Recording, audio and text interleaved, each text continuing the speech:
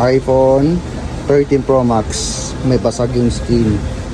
So nag-decide si madam na papalitan ng LCD dahil nag-ghost touch drain daw yung LCD niya. So medyo may kamahalan yung LCD nito, 20 plus to. Binato kasi ng anak niya. Let's go.